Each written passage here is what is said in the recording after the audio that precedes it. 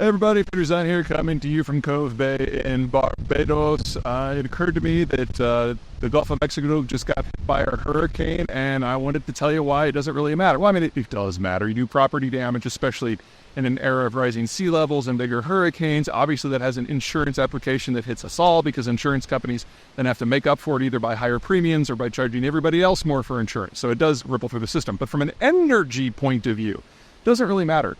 The United States is no longer simply energy independent. We are now a net exporter of over 4 million barrels per day, not of crude, of refined product. And that puts the United States into a category that no other country has ever been in terms of being an energy power. Now, the Gulf of Mexico used to be one of our major energy positions, and back when I was working at Stratfor in the aughts, part of my job was to basically chronicle how much stuff went offline, how long it would stay offline, and that gave us price increases that would last not for days or weeks, but months and even a couple of years sometimes, because it took a long time to repair the damage, to go out and unentangle what happened on the seabed with the pipelines. It was expensive, it was laborious, and we would feel it for a long time.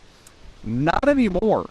One of the many weird things about the shale revolution is that all of the production sites are onshore, and unless you get so much rain that everything floods in your field, you're talking about a time to bring them back on that, if it goes off at all, is measured in days, and you can bring on a completely fresh well in weeks. So we have seen the price argument and the national security argument for energy production in the offshore Gulf of Mexico dwindle and dwindle and dwindle.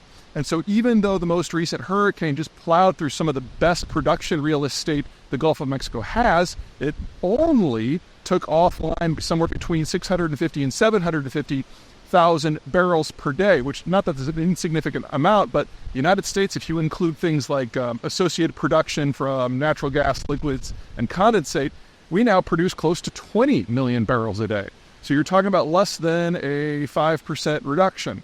And the shale guys are already spinning up their drills to bring more production online to displace it, and it'll be weeks to months before the offshore producers can even pretend to catch up. The price structure just has changed so dramatically. For natural gas, it's actually even a little bit better. We're talking about 750 million cubic feet per day. That is right around 1.5% of U.S. natural gas production. So we'll barely feel that outside of local markets at all. And same thing, the shale guys are going after gas wells to supplant it. So think of it this way. If you're in the Gulf, you are now the piggy bank. Should anything go drastically wrong with U.S. shale production, the reserves in the Gulf will be there for another generation. But it's probably going to be another generation or two before that's relevant. All right, that's it for me. Take care.